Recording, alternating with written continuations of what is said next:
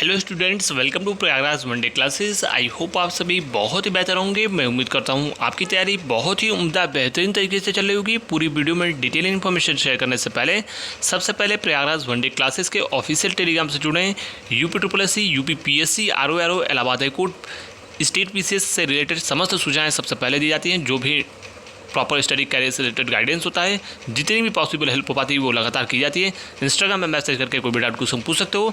Telegram server से जुड़ें, आपको आरओ का भी ग्रुप वहाँ पे मिल जाएगा। आने वाले समय में बहुत सारी चीज़ें वहाँ पे आपको देखने को मिलेंगी।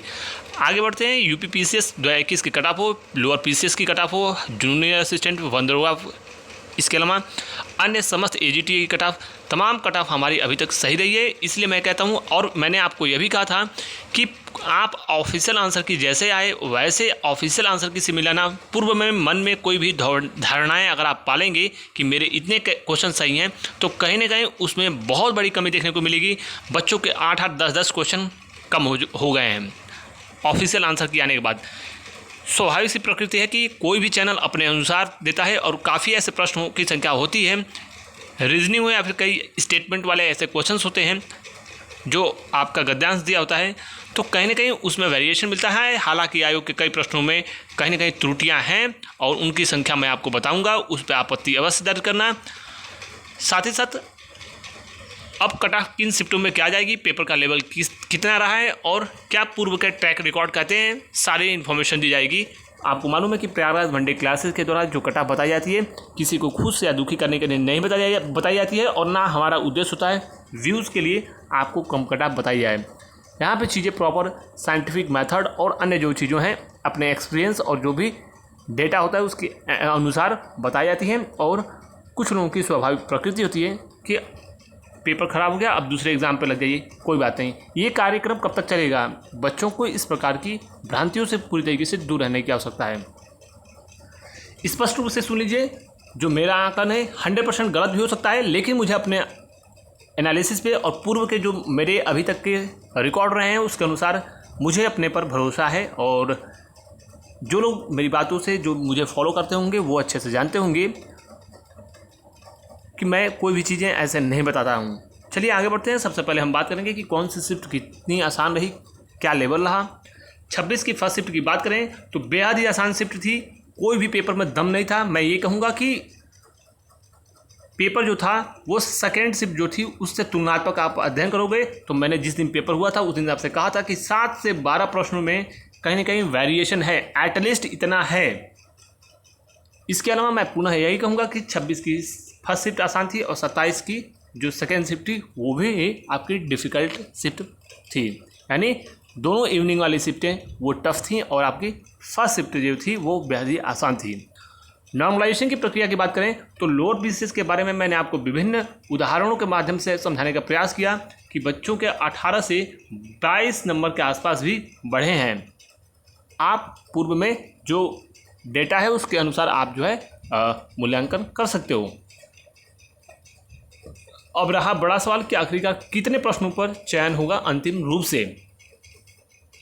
अभी चूंकि इसकी फाइनल आंसर की भी आनी है तो कुछ और भी वेरिएशन देखने को मिल सकता है, लेकिन मैं बता दूं आपको कि जो मेरा मूल्यांकन है और जो मेरा वर्तमान में मानना है कि नॉर्मलाइजेशन भी होगा। हमने आपको पूर्व में भी कहा था जिस दिन पेपर हुआ था कि इसमें नॉर्मलाइजेशन की प्रक्रिया होगी। कुछ लोगों ने कहा नोटिफिकेशन में नहीं है, मैंने कहा कि री एग्ज़ाम हुआ है और आयोग का अधिकार है, और आपको वो सारी सूचनाएँ भी मिल गई। मैं आपको बता दूं स्पष्ट रूप से, किसी को खुश होने की या फिर नाराज़ करने का मेरा उद्देश्य नहीं है। मेरा उद्देश्य यही होता है कि आपको स्पष्टता दिखाई दे, यानी क्लियरिटी होनी चाहिए, जिससे आप सिर्फ एक पर डिपेंडेंट ना रहें। आप अग्रिम जो आगामी जो भर्तियां हैं, जो परीक्षाएं हैं, या फिर अन्य जो चीज़ें आप करना चाहते हो उस पर कॉन्सेंट्रेट करो। इसमें जो होना होगा वो हो जाएगा। कुछ लोग आरोप लगाएंगे धांधली हुई, ये हुआ, वो जाँच का विषय है, और धांधली के आरोप हर भर्ती में लगते हैं, लेकिन उस पर मेरी कोई टिप्पणी नहीं होगी। मेरा कार्य है वर्तमान की सूचना और जो एनालिसिस है, डेटा है, उसके अनुसार कट ऑफ बताना। सबसे पहले हम बात करेंगे कि जनरल की कट ऑफ क्या होगी और ओबीसी की कट ऑफ क्या होगी। सभी शिफ्टों की समान मैं बताने जा रहा हूँ और किन शिफ्टों में फ़ायदा होगा। जो 26 की फर्स्ट शिफ्ट है उनको मैं बता दूँ कि उनके नंबर नहीं बढ़ने वाले हैं। ये मेरा व्यक्तिगत मानना है कि उनके नंबर नहीं बढ़ेंगे। अब नॉर्मलाइजेशन में कई फार्मूले होते हैं, कुछ फार्मूले ऐसे होते हैं जिसमें नंबर घटता भी है, जैसे पीईटी में बच्चों के नंबर बढ़ता है और घटता है। अगर ये प्रक्रिया हुई तो क्या होगा सिन, या फिर अगर सिर्फ नॉर्मलाइजेशन में नंबर बढ़ते हैं घटते किसी के नहीं हैं तो फिर क्या होगा कट ऑफ।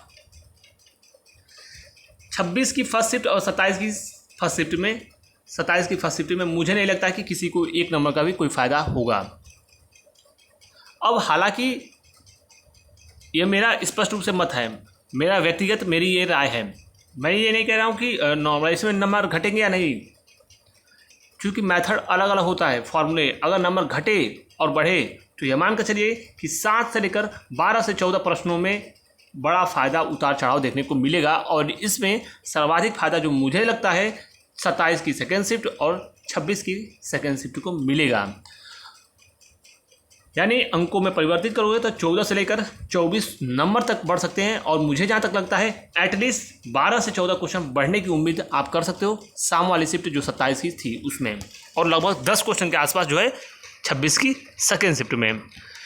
इसके अलावा कट ऑफ क्या हो सकती है, जनरल की कट ऑफ की बात मैं करूं तो जनरल की कट ऑफ जो मेरा आकलन है पूर्व में कि 105 क्वेश्चन 105 क्वेश्चन है। मैं डॉक्यूमेंट वेरिफिकेशन की कट ऑफ नहीं बता रहा हूं, ये मैं आपको बोल रहा हूं final merit list 105 plus minus 3 question इसमें आप कर सकते हो। ये कट ऑफ आपकी रह सकती है। ये मैं आपको बोल रहा हूँ कि ये कट ऑफ आपकी मेरिट लिस्ट जो फाइनल बनेगी वह कट ऑफ एक्सपेक्टेड है कि ये इतनी कट ऑफ रह सकती है जो बच्चों के अंक सामने आए हैं। 105 यानी पूर्व का जो कट ऑफ है उसी के आसपास कट ऑफ रहने की उम्मीद है, प्लस माइनस 3 आप मानकर चल सकते हो। वहीं पे ओबीसी की बात करें तो ओबीसी में जो मेरा मानना है 102 प्लस माइनस 3 इसमें कर सकते हो, यानी 102 प्लस माइनस 3। एससी की बात करें और एसटी की तो इनकी कट ऑफ बेहद ही कम रहेगी। मुझे जहाँ तक लगता है 90 से लेकर 95 के आसपास जिनके भी नंबर हैं वो निश्चिंत रहें। साथ ही साथ एसटी की बात करें तो एसटी में यह आप मानकर चल सकते हो कि एसटी की भी कट ऑफ लगभग जो है 80 से 85 के आसपास रह सकती है। ये हमने आपको स्पष्ट रूप से जितनी बातें बताई हैं वह तार्किक, साइंटिफिक, डेटा इन सभी का सम्मिश्रण कह सकते हो, और जो अभी पूर्व में अनुभव हैं उनका भी समावेश किया गया है। तो सैद्धांतिक रूप से आप इसमें सहमति व्यक्त कर सकते हैं, अपनी सहमति भी व्यक्त कर सकते हैं, स्वतंत्र हैं आप। लेकिन जो वास्तविक चीज़ें हैं वह हमने आपको बताने का प्रयास किया है। शेष आप अपनी राय, फीडबैक, कमेंट, सुझाव जो भी हों आप बता सकते हो। आप इससे भिन्नता भी जो आप असहमति है वो व्यक्त कर सकते हैं, लेकिन जो वास्तविकताएं हैं वही हमने आपको बताने का प्रयास किया है।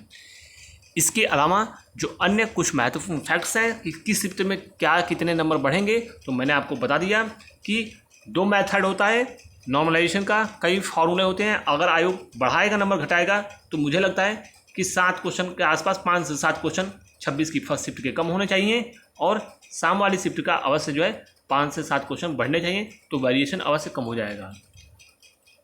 या फिर ये भी हो सकता है कि इनके फर्स्ट शिफ्ट वाले के नंबर ना घटें, सिर्फ नंबर बढ़ें, तो फिर 12 क्वेश्चन, लगभग 10 से 12 क्वेश्चन मुझे लगता है बढ़ने चाहिए, ये होगा। और फिलहाल इस वीडियो को यहीं पे वाइंड अप करते हैं। शेष जो समस्त सूचनाएं होंगी लगातार आपको प्रेषित की जाएंगी। जूनियर असिस्टेंट की कट ऑफ भी हमारी सही हुई। मैंने आपसे कहा था कि 74.25 प्लस माइनस 1.75 के आसपास अगर आपके नंबर बन रहे हैं, लगातार आप तैयारी कीजिए। 74-75 वालों को मैंने विशेष रूप से कहा था कि आप जम कर तैयारी कीजिए, आप शॉर्टलिस्ट हो जाओगे। मेरिट आपकी 71 पॉइंट समथिंग गई है, और हमारी ये भी बातें सही हुई। तो फिलहाल इस वीडियो में बस इतना ही। Thank you so much for watching Prayagraj one day classes. All the best. जय हिंद।